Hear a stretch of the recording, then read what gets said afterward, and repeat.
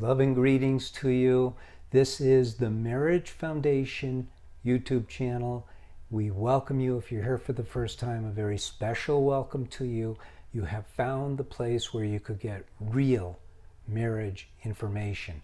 There is so much out there that is so much nonsense, and here we stick to what is real, to what is true. Now, some people don't like it. They think, wait, you're not a psychologist. How do you come across acting like you know everything about marriage? Well, I am a professional. I was a divorce mediator, had a great practice going in San Diego, California, very lucrative. And then what happened was when a couple asked me to save their marriage instead of take it apart, I did my research, not as a psychologist, because frankly, I love psychologists. They're great people. They want to help, but they've been mistaught about marriage. So this is the real deal. This is what you want to have going into a marriage. You didn't. So now you start to learn, and we're here to help you. So this topic is a very good topic. This is the top 5 issues in marriage. And let me be clear that the way to really make a difference in your marriage is to not focus on the issues. I talk about them here so you recognize them as manifestations of improper awareness of marriage, improper behaviors in your marriage. We don't learn this stuff. Why not? It's no one's fault. We don't know. So the Marriage Foundation is cutting edge. We have a different approach. It's very positive. We don't just kick out spirituality because it's controversial. We recognize that love and happiness are actually spiritual things. And we don't talk a lot about God, but we acknowledge that God created marriage in order for us, His children, to experience real love, to experience real happiness. That's what marriage is for. We get married for happiness. We get married for love. Why not discuss it? Why not focus our efforts on achieving those? Let's talk about these issues. Number 1, and I started to discover this actually when I was a mediator. By the way, that was over 20 years ago, 22 years, more than 22 years ago. The one thing that I noticed, and it just came to me, was that people who are married have a tendency to start treating each other with less and less respect. They take each other for granted. And I call this over-familiarity. This is the number 1 issue. When we first find our soulmate, because that's who you found your soulmate, we are overwhelmed with happiness, with gratitude. We have finally discovered the one we want to share our lives with, all of our lives. Think about how amazing that is. We want to share the intimate and the grandiose. We want to have it all with this partner that we found. And we know they're the one. And they are. There's a very spiritual basis to this soulmate idea. It's real. And then we become over-familiar with each other. We treat each other like dirt. We treat each other the way brothers and sisters treat each other oftentimes. A disregard for their feelings, a disregard for... And I'm not talking about how your soulmate treats you. I'm talking about how you treat your soulmate. Man or woman, it doesn't matter. All of us are guilty, or were guilty. Once we start to learn this and start watching our steps, it changes everything. But until then, we complain, we criticize, we condemn, we belittle, we nag, we harass, we ignore, all of that. It's due to over-familiarity. It's the number one issue. It's the number one killer of all marriages. I'm not saying it's the one that kills the marriages, but in every marriage that is dying, over familiarity has completely taken over. And that's the truth. So now, subscribe. Now that you see that I know what I'm talking about, subscribe. It's to your benefit to learn more and more about marriage from these videos. They're valuable. Don't be over familiar and take it for granted. Take advantage. Number 2,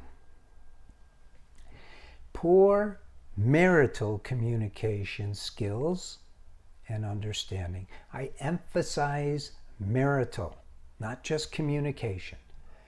And this is something that, again, we are not taught. It is not known by anyone out there in the world. And we're trying to change that at the Marriage Foundation. Marital communication, just like the marital connection, everything marriage is a unique, different, and special because you're married. No other venue has the components that come together to become a marriage, because marriage is literally the only venue in which we strive for happiness and love. And I'm not talking about the fleeting kind of happiness, the material happiness, or the material love, the emotional love. I'm talking about the real thing. We are souls. We have a mind. We have a body. And you could describe us as a 3-part entity, body, mind, and soul. But it begins with the soul. You're not essentially a body. You're not a body that has a mind and a soul. You're not a mind that has a body and a soul. You're the soul. What do you think it means? It doesn't matter what scripture. God created man and women in his own image. Well, that says everything. If God created man in his image, it means mankind, because obviously, if you're a woman, you don't have male parts, and if you're a male, you don't have female parts. So he wasn't talking about those parts. He was talking about your essence. You're the soul, and you have a mind, and you have a body. And in that context, we need to learn how to communicate with our soul mate. You don't have soulmates. You have one soulmate, and you married him or her. It requires a special education so that you can learn how to do it in a way that cultivates love, that cultivates harmony, that cultivates happiness. So that's number 2. That issue is important, that people don't know how to communicate in the context of their marriage the right way. Number 3. This is huge. It's huge only because of the nature of the world within which we live. That may sound really esoteric, but we live in this world. This world has its own attributes, you might say. And one of those attributes is a level of, let's call it a level of consciousness, where we put an emphasis on certain things and less emphasis on other things and more emphasis on other things. And we find this even in the world. There's different cultures where they do that. But the world in general is in a certain place, a level. And the world that we live in is highly sexualized. And when I use that term, I am not judging sex, condemning sex. I'm suggesting, I'm doing more than suggesting, I'm telling you that sex is so misunderstood that its place in a marriage is likewise misunderstood, and so it undermines the happiness and the love in marriage because it's not properly used in our marriage. You see, let's break sex down, shall we? Let's break it down into what it actually is and how we are supposed to use it, rather than my going on and on about how bad sex is misused in marriage. Because there's no condemnation here. There's no judgment here. It is a matter of not understanding that in some applications, men are going to understand this better in many cases. You use a nail. In other applications, you use a screw. They're both meant to connect things. Sometimes you use glue. Sex is something that is misunderstood. So biologically, by nature's decree, sex is used in order to propagate a species. We are a species. Human beings are a species. And so our biology is kind of an animal biology, even though we have special parts to us as human beings that are spiritual. Our bodies are animal bodies. They're no different in many ways. In some ways they are, but that's very esoteric. So what happens is the body has its own innate drive for survival, right? Self-preservation. Everyone knows about that. So what it's doing, the body, in fact, we know something's alive because of its desire to live, its self-preservation. Along with that comes the necessity to propagate, to procreate.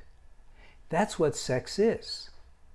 Sex is procreation in order to have more, which is a way of protecting the species.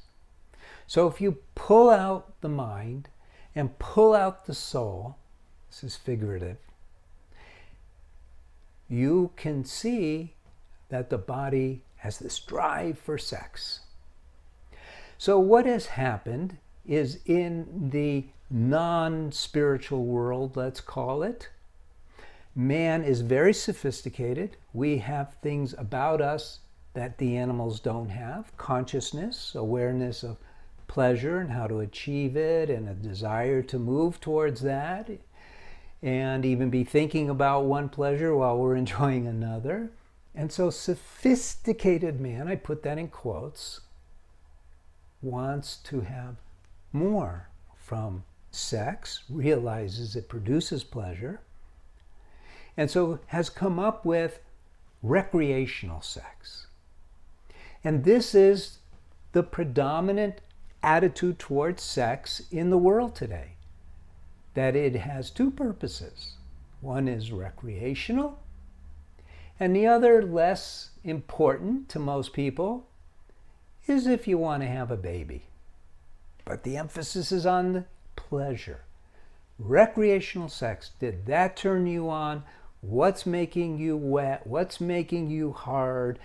And this is where mankind is. Now think about it. You're an individual soul. You have a body and you have a mind, and you've become a slave to this sexual desire, let's call it. The desire part is in the mind, the compulsion is in the body, and you've turned it into a sophisticated art form, and you're missing the point when you do. And that's why it's a big issue. What is the right way to think about sex in marriage? The right way is to recall that you have your soulmate and you want to merge at this highest plane of love You use communication to enhance love, happiness, togetherness, connection.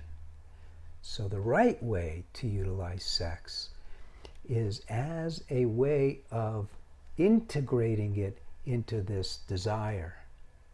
And you go above the passion. You go above the romance. There is an above. And you go into the heart. And you use sex to connect yourselves together at the level of the heart, the soul. Isn't that beautiful? Doesn't that make so much more sense than recreational sex? It's fleeting recreational sex. How did that make you feel? Boy, that was so good. Let's talk about it for the next few hours and then go back to arguing. No.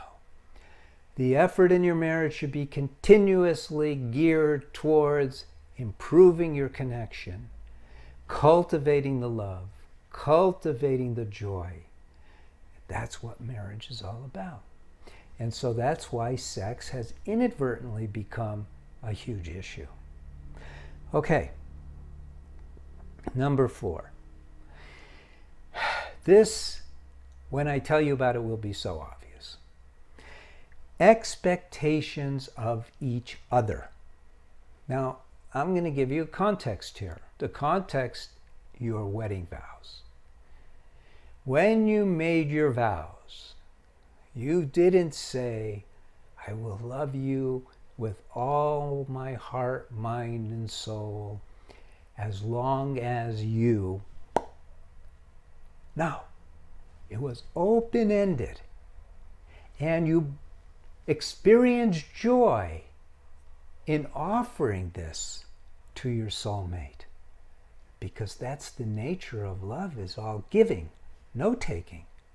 But what has happened has been that because you're unaware, the complexities of life are all mundane. They're endless, but they're mundane. They're not spiritual. And so because you don't have that spiritual openness, the mundane has pulled you down. And it manifests as expectations of your partner. And you might say, yeah, but. No, thank you. There are no yeah, buts. This is what happens. And we have these unreasonable and reasonable and somewhat reasonable and quasi-reasonable and totally not reasonable expectations. All of them are the same. They interfere with your opening your heart. You're supposed to be opening your heart to your soulmate. Nothing less. Opening your heart. And when you have an expectation, it puts the kibosh on opening your heart. It changes unconditional love into a very conditional love that is not love at all. It's a business deal. Screws everything up. Expectations are terrible within a marriage. The only thing that you should expect is of yourself to learn to love unconditionally and not allow your mind to get pulled down, not allow your soul to be eclipsed by desires and expectations. Do you see? You see where we're going with this? You know, there's now finally people are signing up because we just created this course for training marriage counselors. Because what are out there now are not true marriage counselors. They're psychologists trying to apply therapy to people. Now, we have our courses for those who are in serious trouble in their marriages. We have a course for men and a course for women, and they're excellent. But we want to get the word out, so we want to train you. You may be perfect for this, to learn to become a TMF, the Marriage Foundation marriage counselor. And instead of, how does that make you feel? Or what he said, does that make sense? Instead of all that nonsense, it's all about learning the art, learning the science of marriage so that you can really help people. Like I have been doing for many years. We have thousands and thousands of people who have taken the courses. I met with hundreds of people personally 20 years ago, changed their lives. Help us change people's lives. Okay. I'm sorry I got off track. Number 5. And this is what I've been talking about effectively since the beginning. And I'm going to say this is the top issue in marriages. And that's a lack of knowledge of marriage.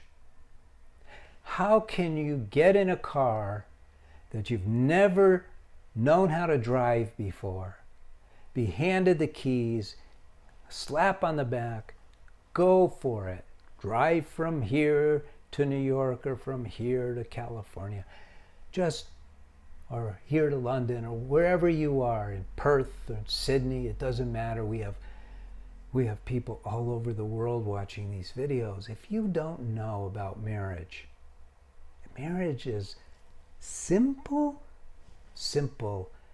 like an engine of a car. You can't build one unless you understand it. It may be simple, but in its entirety, it's complex. And this is true about marriage too. We should be learning about marriage starting as children. And not just about marriage. You got to start with ourselves. I mean, how many of you have considered what I said before? Do you remember that you don't have a soul? You are a soul.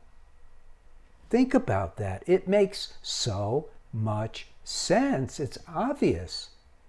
And yet, we're not taught that. I wasn't taught that, and I grew up in a very religious home, and I was taught about my soul. Well, who is the me in my? It's wrong. I am the soul. I have a mind. I have a body.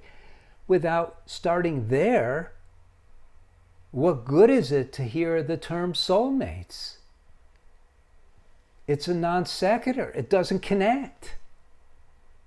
So you need to learn it all. That's why these videos are so important. Subscribe now if you haven't already. Go to our website. See all the offerings we have. There's so many that are free. There's so many that are affordable. Nothing is not affordable. We want to make it easy for you. We want you to have a successful marriage. All of our marriage counselors adhere to the same principles, the same processes, the same methods, the same ideas, because, I mean, imagine if you wanted to build an airplane and every engineer had a different idea of what physics are. It doesn't work. There are physics, they all apply. There's physics to marriage too. And when you understand it, it all comes together, it's all workable, and you have what marriage is designed to produce. It's designed. It's not happenstance. Marriage is designed for you to live in perfect joy and perfect love. That's what it's intended for. Oh man, this guy is spiritual. Yeah, I am. So are you. So are all of us. We are spiritual creation. But I'm not throwing religion at you. Gotta leave that to others. It doesn't matter whether you're an atheist or a religionist. I don't care. There's still a physics to this idea of marriage. And we want you to have it. Have it all. That's why we're here. So I hope you like this video. I hope it's helped you. I hope it's helped you open your eyes and see, wow, this guy's onto something. Yes, I am. Been doing it for long enough to know that what we teach works. And the only time it doesn't work is when people don't apply the physics. Everything is precise. So visit us again. Visit us again. subscribe, like the video, leave a comment if you wish. My name is Paul Friedman. I founded the Marriage Foundation to be of service to you. Thank you for visiting. God bless you. Take care.